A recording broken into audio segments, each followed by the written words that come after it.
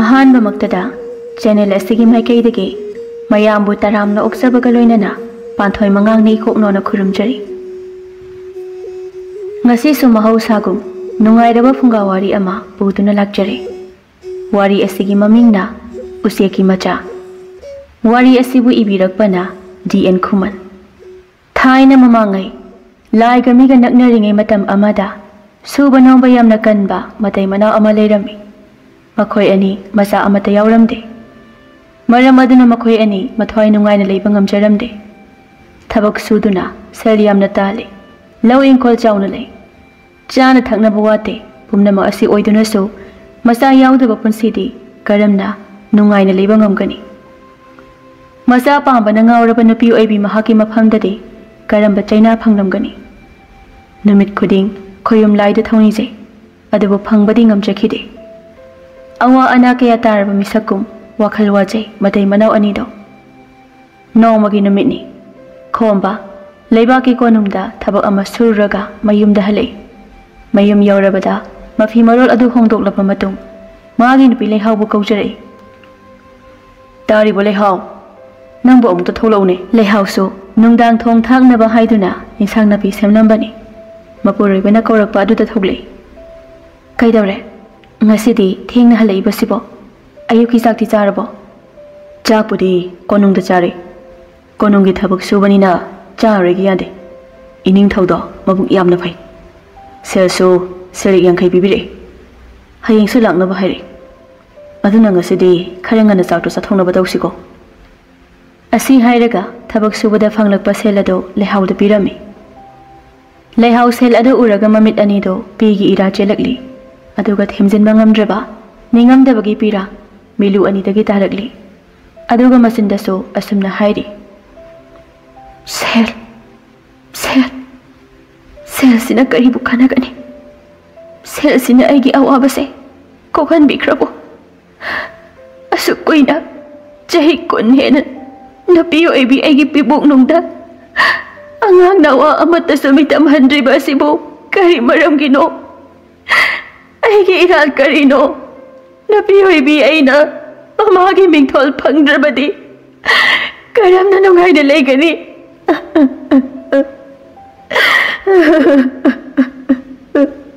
asi hairaga pendana kapjai leihauna pendana kapabu taraga khomba suma thamoi puba ngamjaramde adubu karidi hairuni leihaugi thamoi da phauriba awamai jak asiga chap manana khomba da so phauri bani asumna matai manau ani do taibang mapu da wakat jaba natana kari sungam lamde mathangi nomini leihau mamlingai dagi haugatuna mapuroi bana thabak chatpada chak charaga chatkina ba haiduna chak ngana thonglami khomba sumi kap thokladuna masa mau sengba loiraduna imungda changle matam aduda leihauna mapuroi bada chak loire thidoktuna thamlabani chak charaga chatpiyu hairami khomba su hoi haiduna chak adu charami chak chaba toklabada leihauda asumna haire tariba aisu chanaba tawragiko thabak chatpanina thengma nganbadi tamangamde nangi haunabi wakhal henjana khanbado khanganuko ai chanaba tawraki aigi khawyomdo amtu puthoro leihausu mapuroi bagi yathang adu pangthok jarami ado thengdana ba hotnabiyuko aigi wakhal wahanba ba haibase nahakina khutale leihaugi thamoi nungi senglaba wahaidu tabada khomba leihaubu hena nungsiba su phaujarami leihauna pirakpa khawyom adu pairaduna konungda thabak chakhirami amaromdana konungdani ningthaugi masa ibema atopa leibaki ningthau masada thajabagi kumhai amasu pangthoknaba tawramli kumhai adudi masa ibema na khwaidagi pamjaba jagoi asini aduga sagol kangjaiga ani sini masa ibema na pamjariba sisu mapaning thona thungalage khanna leibak pumba ayu angan badagi sagol paujal chakhirami yam laba sagol lanmina leibak adugi mafam khuding chatuna konung karaktuna konungda pangthokadariba kumhai asibu yengbina ba hairami nakal amarom da khombaso chenchat tawduna lakpana konung yaram daigi umang adu yoraklami umang adu yobaga lam khunu haiba usek ado masa ado langda thurubadagi paiba ngamjaramde usek aduna chaina khangna khongbadu tabadagi khomba thanglamba khongthang adu chap lepjai aduga usek tuna khongliba maikai duda laklami usek adu so chaina na henman khibana mi lakbagi sahumga khangjaramde chek chek haina khongliba makholdagi maikai da lakliba khombado haujikti usek adu urami usek adu ubada khomba mathai nungai jaramde useki masa namado langda thubadagi tharak tharak yanduna leiri usek adu bo khombana tapna pairaga asumna haijai oh sidi lam khununina masa sidi paiba ngamarai aidi karam tawni konungdasu thabaki ngainaram lagani karigumba soirabadi aibu chairakpigi haibigani aduga usik asigi awaba asisu mateng pangningi phare usik si sadan mamina udanaba mafam chana thamnamlake aduga aina horen konungdagi halakpada yumda puduna usik asigi anabasi phanaba hidak tharake asi khallaba matung lam khunudo mafam saba ama yenglaga thambiramli adugi matung konung tamna chatkirami khomba chatkrabada usik tuna asumna khanjai oh napa asidi puksal yamna chawba minungsi yamna leiba lanjadaba misaknina mahangna egi awaba kupiraba ai sumagi awaba sidagi kopigani asi khana usek ado khomba bu halakpa ngairami amaromda leibaki jagoi sabi sagol kangjai sanaba nupa mayamna konongi mayai da leiba lampak ado pikchona tillari adugo sanafam oidoriba lampak asi lakliba mayamgi phampham semaga phamnagadawbani adugo hauji phau loidri matamsu thengzilakpa oibana masa ibe mado yamna saurami pabong phampham semba loidribo loidrabasu kumhai haurasi nayana pa hoisu laktuna leirabani moina noknagadawa thabak tawbase nacha kya pamjade yaragadi kumhai ase haunaba tawrase asi haina saungna hairami ningthaudu sumacha saure haiba khangjai aduna asumna hairi ipagi bema nahapu tapthakhone yengo leibak lebaki miyoi mayam sibu lefhanba haibase hauna khangdaba takhini kuiraroi loiraganida aduga kumhai horasiko asi hairaga silangliba manai singda thujinaba hairami khomba sukonung yorabada mayamna phampham semlibado masu yausilami khombana thengna laklaga thabak yauribado ubada ningthau saurami achacha haujik taga laktuna ga tawini se ngarang dagi thabak le nganna lau haikraga haujik taga khura nalada laklaga thabak ka sudana ningthawai gi yathangbu lumna lawdaba noisei nanam tatkai phuhan gi khangani do ngasidi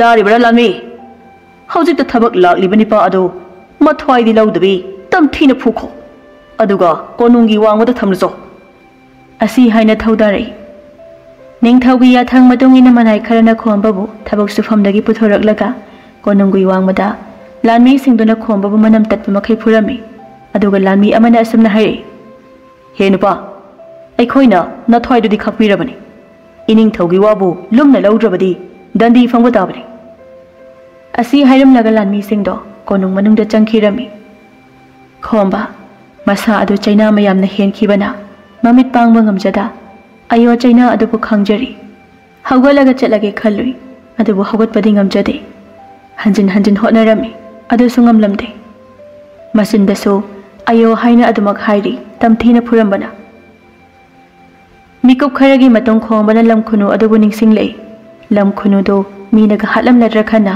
nungaitaba poksei usek adugi khalubada khomba magi anaba kawkhiduna tapna hawgalei aduga makhong ado sekli sekli laklami adubu masa adudi I ngaktani asumna wana makhongga sekli sekli lakpana usek tugi mana yawraklami usek adusu khombagi phibam kairaba masak adubu urami usek aduna karigino haina hanglami adubu mirol khangdaba oibana karisu khombagi maram khangjade khombana usek adubu magi khaw aduda tapna thamlaba matung yang wana mayum taba lambida laklami pungja khara haujin khrabada numisu tasilakle matam aduda lehaw pothafam khangjaramte karino ngasidi thengkhreda nahan makhaidi thenglabasu namiti takidabani ngasidi namisu tarakli natraga thabakna yadaba oira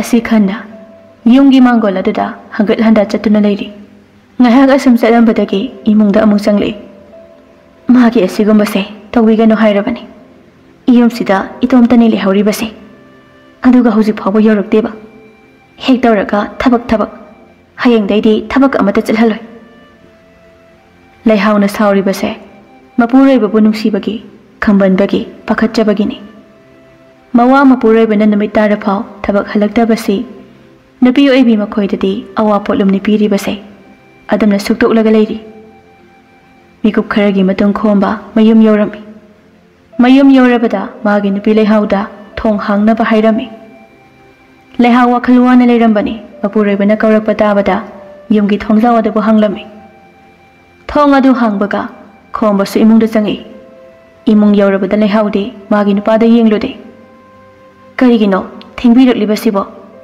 yumsida nabi oibi ithanta leihawri haibase kaurabo isa ama leidana isaga sanaraga leini sunati asumna nganglingai khombagi khawdagi usekna khonglei usek makhol tabaduda magi nupada yenglei matamaduda mapurebagi sakpham kairaba phibam adubu urami khombagi phibam ubada leihang masa ado tu jungkhiba khanghaude makok adu sukaibadagi ina pungso chotkhai mamai aduda tairi leihaw pakhatpasu phawrami macindagi wahai ama phau thokpa ngamda leiri tanjaduda khombana sumna hairi leihaw nahakpu amuktadi tapthakhoba pakhatkano ai karisu tawde ining thawna haikhiba pungpham ngakhautre adugi aibu chairak pibibane aina soirubagini leihaw pharese isingdu khara sahalo isase higa yainaba ado haujita khongkhiba usektuna kadaidagino ihe aidi ikaw kawredana aina konung chatpada thengnarakpane lamkhunune sida leirse adu haidana khawdagi lauthorei khunuse langdagi nathorakpa male masase khappa ngamdana laimaida taduna chaina khanglambane maduda aina nungaitraduna hidak tharaga phabra yeningduna puraklibane masu nabana loiramane masa saganadusu tattawrabane asumna hairabada leihawsu ising lumba changki ising adu khara yamna lumlaba matung mapurebu higa yaibirami pumnamak loirabada chaka chadakhai khombaga leihawgana khunu adugi masagi matu khara kaklami aduga asokpadu ising asabaduna phajana chamthoklaba matung usek adugi asokuma phamduda mana masingi hidak langthakaya taibirami adugi matung phi ama inbiduna khunudu mainakta thambiri khunugi hidak taibe loirabada chak asengba khara khunuda pirami aduga moi anisu chak chaminarami asumna numit adudagi khomba masa khara phattabana thabak su lepki khunu adubu leihaw amadi khombana kanna hotnabadagi khunudo asokuma maphamdo oishinba hawraklami khunudusu migi jinjak phajana chaba haire asumna numit kharanigi matung nong manong thil amada khunu ado sumang aduda masa khaplaga paiba sanari madubu yenglaga leihaw sariba phi adu lepthoktuna useki mawong adubu khoidana yengjai khunugi phajaraba sakpham adubu thamoi manung yawni yengbagum mitpham hongma ngamda yengduna leijari leihawna adamna yengduna leiringai khombasu leihawgi manakta changle aduga asumna haire leihaw karino adu harauna pukning changna yenglibadubo kadaidanoba natraga kari wakhan khalino leihaw magi mapureibagi khonjal tabada laithore aduga asumna haire atai kari sunati khunuse paiba ngamle mana paibasi yengbane khunuse angang masagum sane amuk paini amuk cheni mahaki matause mit peni yenglambane oh adugi oireko adu leihaw hayeng deidi ai thabak chattaba yatre chana thaknabasu kaithil achobadagi tha khara chaba konanaba leirakhe mata madu leihawna asumna haire ho yare ꯊꯕꯛꯇꯣ ꯂꯦꯞꯄꯤꯔꯣ ꯁꯦꯜ ꯇꯥꯜꯂꯤꯕ ꯃꯌꯥꯝꯁꯤꯕꯨ ꯀꯅꯥꯒꯤꯅꯣ ꯍꯌꯦꯡ ꯑꯩꯈꯣꯏꯅꯤꯅ ꯄꯨꯔꯒ ꯆꯠꯄꯁꯨ ꯌꯥꯔꯣꯏ ꯑꯗꯨꯅ ꯑꯔꯩꯕ ꯁꯦꯜ ꯈꯔꯁꯤꯅ ꯁꯤꯗ꯭ꯔꯤ ꯐꯥꯎꯕ ꯂꯦꯟꯕ ꯌꯥꯔꯅꯤ ꯀꯩꯊꯦꯜꯕꯨꯗꯤ ꯆꯠꯄꯤꯌꯨꯔꯣ ꯊꯕꯛꯇꯤ ꯁꯨꯔꯨꯔꯅꯨ ꯏꯆꯥ ꯂꯩꯗꯅ ꯏꯆꯥꯒꯤ ꯍꯣꯠꯅꯅꯤꯁꯨ ꯂꯩꯇꯦ ꯑꯁ ꯃꯥꯒꯤ ꯏꯁꯧꯁꯦ ꯈꯨꯟꯖꯥ ꯂꯣꯏꯅ ꯇꯥꯔꯝꯃꯅꯦꯕ ꯏꯆꯥ ꯌꯥꯎꯗꯕꯁꯤꯕꯨ ꯑꯩꯅꯔꯕ ꯆꯨꯝꯕꯨꯗꯤ ꯆꯨꯝꯂꯤꯕꯅꯦ ꯑꯗꯨ ꯑꯣꯏꯔꯁꯨ ꯍꯟꯖꯤꯟ ꯍꯟꯖꯤꯟ ꯍꯥꯏꯔ ꯂꯩꯌꯦꯕ ꯐꯠꯇꯤ ꯐꯠꯇꯦꯀꯣ ꯇꯥꯏꯕꯪ ꯁꯦꯝꯕ ꯃꯄꯨꯅ ꯍꯛꯁꯦ ꯏꯆꯥ ꯑꯃꯠꯇꯗꯤ ꯄꯤꯅꯕꯤꯌꯨꯕ ꯑꯃꯔꯣꯝꯗ ꯈꯣꯝꯕ ꯑꯃꯗꯤ ꯂꯩꯍꯥꯎꯒꯤ ꯋꯥꯔꯤ ꯑꯗꯨ ꯎꯆꯦꯛꯇꯨꯅ ꯇꯥꯔꯝꯃꯤ ꯈꯣꯝꯕ ꯋꯥ ꯃꯈꯥ ꯑꯃꯨꯛ ꯇꯥꯔꯛꯏ ꯂꯩꯍꯥꯎ ꯀꯔꯤꯅꯣ ꯍꯥꯏꯕ ꯅꯨꯃꯤꯠ ꯈꯨꯗꯤꯡꯒꯤ ꯏꯆꯥꯗ ꯍꯥꯏꯗꯨꯅ ꯂꯩꯔꯤꯕꯁꯤꯕꯣ ꯏꯆꯥꯗꯣ ꯑꯩꯁꯨ ꯄꯥꯝꯂꯤꯕꯅꯤ ꯑꯩꯁꯨ ꯃꯄꯥ ꯑꯣꯏꯅꯤꯡꯂꯤꯕꯅꯤ ꯑꯗꯨꯕꯨ ꯂꯥꯏꯕꯛꯇ ꯃꯄꯨ ꯃꯥꯅ ꯇꯝꯕꯤꯔꯝꯗ꯭ꯔꯦ ꯃꯁꯤꯗ ꯑꯩꯈꯣꯏ ꯑꯅꯤ ꯁꯥꯎꯅꯔꯒ ꯅꯨꯡꯉꯥꯏꯇꯕ ꯐꯣꯡꯗꯣꯛꯅꯔꯒ ꯀꯥꯟꯅꯕꯅ ꯀꯔꯤꯅꯣ ꯀꯥꯟꯅꯗꯦ ꯑꯩ ꯀꯩꯊꯦꯜ ꯆꯠꯂꯨꯈꯤꯒꯦ ꯊꯕꯛꯇꯤ ꯆꯠꯂꯔꯣꯏ ꯍꯌꯦꯡꯗꯩ ꯆꯠꯂꯒꯦ ꯋꯥꯍꯩ ꯈꯔꯁꯤ ꯍꯥꯏꯔꯒ ꯈꯣꯝꯕ ꯇꯐꯤꯡ ꯊꯣꯛꯈꯤꯔꯝꯃꯤ ꯈꯣꯝꯕ ꯊꯣꯛꯈ꯭ꯔꯕꯗ ꯂꯩꯍꯥꯎꯗꯨ ꯃꯕꯨꯡꯅꯤꯡ ꯑꯃꯨꯛ ꯅꯨꯡꯁꯤꯔꯛꯇꯨꯅ ꯀꯞꯆꯔꯛꯏ ꯆꯠꯂꯣ ꯊꯕꯛꯇꯣ ꯆꯠꯂꯣꯕ ꯑꯩꯒꯤ ꯑꯄꯥꯝꯕ ꯄꯦꯟꯗꯕ ꯅꯨꯡꯉꯥꯏꯇꯕꯁꯦ ꯁꯦꯜꯗꯨꯅ ꯑꯣꯏꯕ ꯌꯥꯒꯗ꯭ꯔꯕ ꯇꯥꯏꯕꯪ ꯁꯦꯝꯕ ꯃꯄꯨ ꯃꯍꯥꯛꯄꯨꯁꯨ ꯋꯥꯔꯧꯔꯦ ꯉꯁꯤꯗꯤ ꯑꯁꯨꯛ ꯀꯨꯏꯅ ꯂꯩꯔꯛꯂꯕ ꯐꯥꯎꯕꯁꯦ ꯑꯉꯥꯡꯅ ꯋꯥ ꯑꯃ ꯐꯥꯎꯕ ꯃꯤꯇꯝꯍꯟꯗ ꯋꯥꯅ ꯂꯩꯍꯟꯕꯤꯔꯤ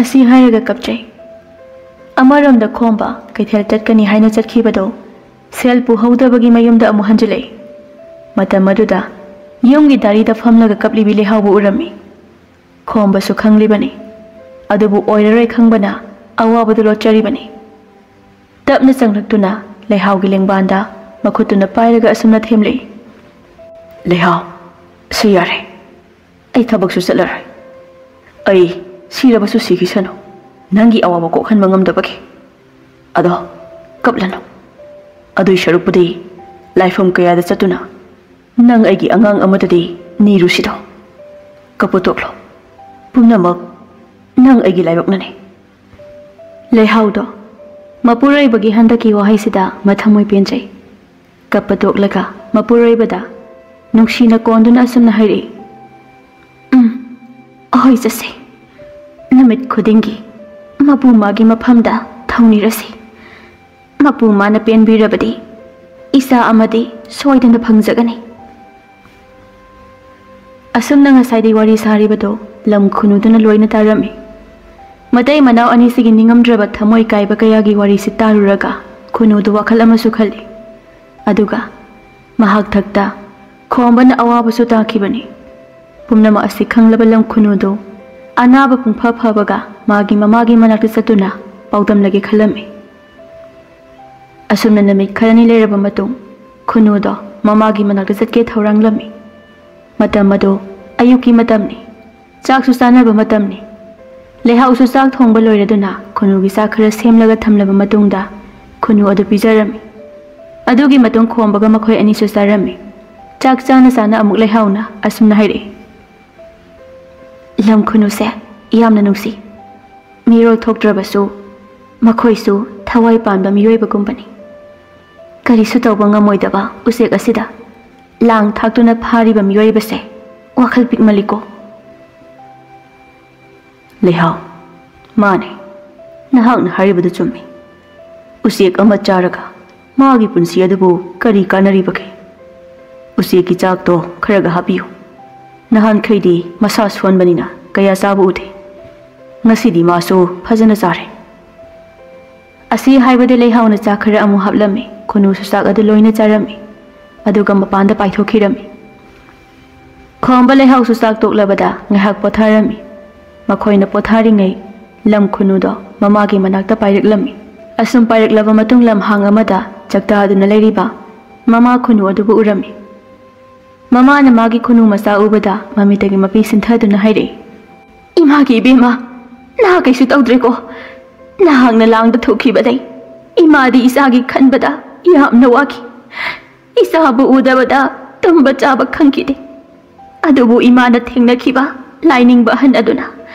ꯅꯍꯥꯛꯀꯤ ꯅꯆꯥ ꯀꯔꯤꯁꯨ ꯇꯧꯔꯣꯏ, ꯅꯨꯡꯉꯥꯏꯅ ꯂꯩꯔꯤ ꯇꯥꯏꯕꯪ ꯑꯣꯏꯕ ꯃꯤꯑꯣꯏ ꯑꯃꯅ ꯅꯍꯥꯛꯀꯤ ꯅꯆꯥꯕꯨ ꯑꯅꯥꯕ ꯌꯦꯡꯕꯤꯔꯤ ꯑꯁꯨꯝꯅ ꯍꯥꯏꯔꯛꯈꯤ꯫ ꯃꯤꯀꯨꯞ ꯑꯗꯨꯒꯤ ꯄꯥꯎ ꯑꯗꯨꯅ ꯏꯃꯥꯒꯤ ꯑꯋꯥꯕ ꯋꯥꯈꯜꯁꯦ ꯀꯣꯛꯈꯤꯕꯅꯤ꯫ ꯏꯃꯥꯒꯤ ꯏꯕꯦꯝꯃ, ꯆꯨꯝꯃꯤ ꯏꯃꯥꯅ ꯍꯥꯏꯔꯤꯕꯗꯣ꯫ ꯑꯩꯁꯨ ꯂꯥꯡꯗꯒꯤ ꯃꯤꯑꯣꯏꯁꯤꯡꯗꯨꯅ ꯂꯧꯊꯣꯛꯂꯕ ꯃꯇꯨꯡ ꯏꯁꯥ ꯅꯥꯝꯃꯁꯦ ꯂꯥꯡꯗ ꯄꯟꯕꯗꯒꯤ ꯇꯠꯇꯧꯈꯩ ꯂꯩꯈꯤ꯫ ꯃꯔꯝ ꯑꯗꯨꯅ ꯑꯩ ꯄꯥꯏꯕ ꯉꯝꯖꯗꯦ꯫ ꯃꯈꯣꯏ ꯑꯇꯣꯞꯄ ꯂꯥꯡ ꯀꯥꯏꯔꯤꯉꯩ ꯈꯣꯡ ꯑꯅꯤꯁꯤꯅ ꯆꯣꯡ ꯆꯣꯡꯗꯨꯅ ꯆꯠꯂꯒ ꯎꯃꯪ ꯑꯃꯗ ꯂꯣꯠꯇꯨꯅ ꯂꯩꯔꯨꯕꯅꯤ꯫ ꯃꯇꯝ ꯑꯗꯨꯗ ꯄꯨꯛꯆꯦꯜ ꯆꯥꯎꯕ ꯅꯨꯄꯥ ꯑꯃꯅ ꯑꯩꯒꯤ ꯄꯨꯟꯁꯤ ꯀꯟꯕꯤꯔꯛꯈꯤ꯫ ꯑꯩꯒꯤ ꯄꯨꯟꯁꯤ ꯀꯟꯅꯕ ꯍꯣꯠꯅꯕꯗ ꯅꯨꯄꯥ ꯑꯗꯨꯒꯤ ꯄꯨꯟꯁꯤꯁꯨ ꯑꯋꯥꯕ ꯇꯥꯈꯤ꯫ ꯂꯩꯕꯥꯛ ꯅꯤꯡꯊꯧꯅ ꯅꯨꯄꯥ ꯑꯗꯨꯕꯨ ꯃꯅꯥꯏ ꯇꯧꯍꯜꯂꯒ ꯇꯝꯊꯤꯅ ꯐꯨꯔꯛꯈꯤ꯫ ꯅꯨꯄꯥꯗꯣ ꯃꯌꯨꯝ ꯄꯥꯜꯂꯦ, ꯑꯗꯨꯕꯨ ꯃꯆꯥ ꯑꯃꯠꯇ ꯄꯣꯛꯆꯕ ꯉꯝꯖꯗꯦ꯫ ꯃꯔꯝ ꯑꯗꯨꯅ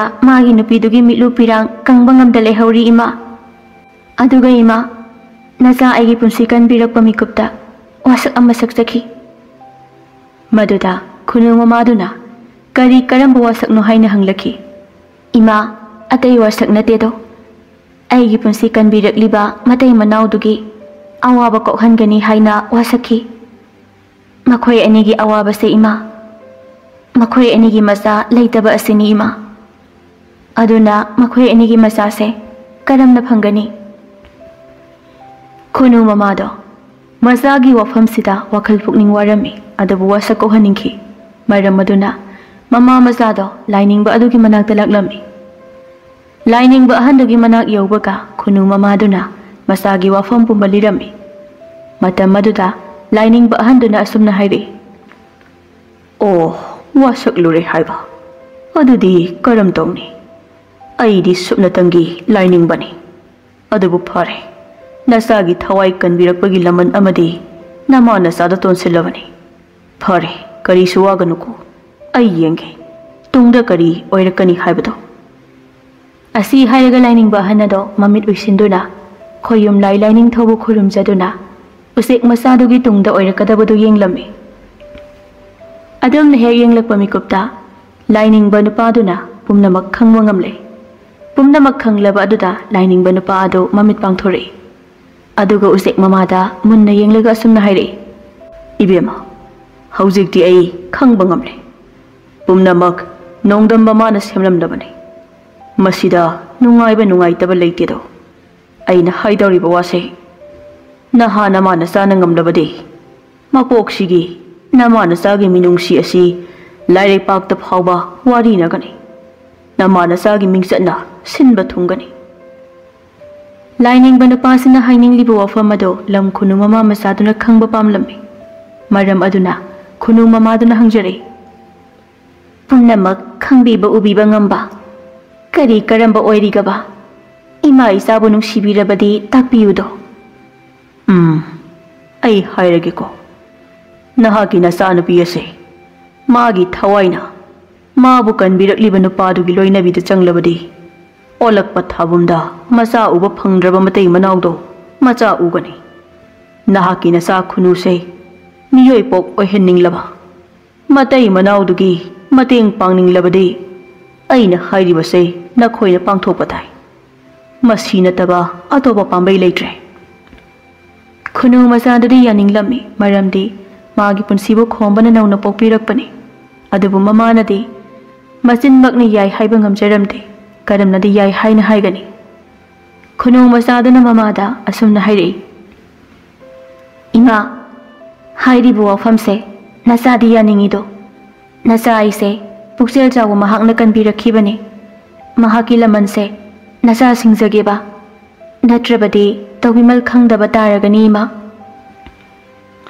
ꯃꯆꯥꯅ ꯊꯃꯣꯏ ꯁꯦꯡꯅ ꯍꯥꯏꯖꯔꯕ ꯑꯗꯨꯗꯗꯤ ꯈꯨꯅꯨ ꯃꯃꯥꯗꯨꯅꯁꯨ ꯍꯔꯥꯎ ꯍꯔꯥꯎ ꯌꯥꯈꯤꯔꯝꯃꯤ꯫ ꯑꯁꯨꯝꯅ ꯂꯥꯏꯅꯤꯡꯕ ꯑꯍꯟꯗꯨꯅ ꯈꯨꯅꯨ ꯃꯃꯥ ꯃꯆꯥꯗꯨꯕꯨ ꯃꯥꯒꯤ ꯂꯥꯏꯅꯤꯡꯐꯝꯗ ꯄꯨꯔꯛꯂꯝꯃꯤ꯫ ꯑꯗꯨꯒ ꯈꯨꯅꯨ ꯃꯆꯥꯗꯨꯒꯤ ꯊꯋꯥꯏ ꯑꯗꯨꯕꯨ ꯂꯥꯏ ꯅꯤꯡꯂꯕ ꯃꯇꯨꯡꯗ ꯂꯧꯊꯣꯛꯂꯝꯃꯤ꯫ ꯊꯋꯥꯏ ꯑꯗꯨ ꯂꯧꯊꯣꯛꯂꯕ ꯃꯇꯨꯡ ꯈꯨꯅꯨ ꯃꯆꯥꯗꯨꯒꯤ ꯊꯋꯥꯏꯗ ꯂꯥꯏꯅꯤꯡꯕꯅ ꯑꯁꯨꯝꯅ ꯍꯥꯏꯔꯛꯏ꯫ ꯍꯧꯖꯤꯛꯇꯤ ꯅꯍꯥꯛꯀꯤ ꯊꯋꯥꯏ ꯑꯁꯦ ꯅꯨꯄꯥꯗꯨꯒꯤ ꯂꯣꯏꯅꯕꯤꯗ ꯆꯪꯉꯨꯔꯣꯀꯣ꯫ ꯑꯗꯨꯒꯤ ꯃꯇꯨꯡ ꯅꯥꯎꯄꯨꯔꯒꯅꯤ꯫ Nahak na miyoy pokta poklaklaba matam.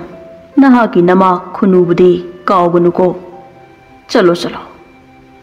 Asi hariba matung khunugi thawai do thadokirami. Khunugi thawai ado khombagi mayumda laklami. Aduga lehaugi pibuk nungda changkhirami. Namit asigi nungdang tumlamdai matamda lehauna khombada asumna hairi. Taribo. Ngasidi khunudu laktre ko. Paiba ngamkhibaduda magi so magi mapangsinga pulamlagani. Karigino khangde. Khunudu ngasidi isada pokadoba minungsi ado khunudu da pogle. Khombana magi napigi wakhaladubu phajinbiri. Hoise. Adubu madi usekni. Kashu khalurano. Tumnaba tawrsi. Aduga hayengdi khoyum laigi laifam lenda chatuna. Isa amatang nijarusi. Se. Nganna pothanaba tawrsi. Asumna matai manaw anido tumkhirami. Mathangi numini. Lehaw ngasidi masa ado ihai hainadaba ama phawrami. Maram aduna chaksu khombana thonglami. Chak toklaga amu makhoi animak phi asengba sesaduna khuldagi laifamda masa amata pinabiyu haina thongni jari. Pumna mak loirabada mayumda laktuna potharami. Adumna nomadagi nini dagi humni leptana lakpada thabum ama phadakledo. Matam maduda lehaw na purakle. Naw purakpa aduda lehaw harawbagi mapan nairamde. Asumna numit kharanigi matungda nungshiraba masanupi ama phangjarami. Masa ado yenglikhai pendabi oirami. Tanja aduda lainingba handuna khunu mama aduda asumna hairami. Ibema haujikti nahaki nasado miyoi pokta pokledo. Nasagi masak yenglusi aigi lengbanda tonglo. Asi haiduna lainingba handuna khunu mama do khombagi yumda pubirai. Numit taramdai matam lainingba nupado khombagi mayum yorakhi. Khomba amadi lehauna lainingba adu lakba aduda taramna opirami. Lainingba nupadugi lengbanda tongliba lam khunu adubusu lehaw amadi khombana luna tawbirami. Asa athak kaya su pijabirami. Lainingba ahanduna lehawda asumna hairi. Ibema haujikti aisu halake. Halamdai sida nahaki nasagi masaktu amukta yengkhige. Aduga mamingsu thonbiramlake. Asumna hairami. Lehaw amadi khombasu hairibu wafamdu taramna oglami. Asumna angangado lainingba masak uhalami aduga khunu mamana su urami. Lainingba ahanduna amuk makha tarai. Ibema nahaki nasase maraibuk pai. Mahakna nakhoigi imung asi nungaina thamba ngamlagani. Mahaki mapok ase khoyum laina chanbiri. Aduga mahaki mingna leisak hainabu tholabani.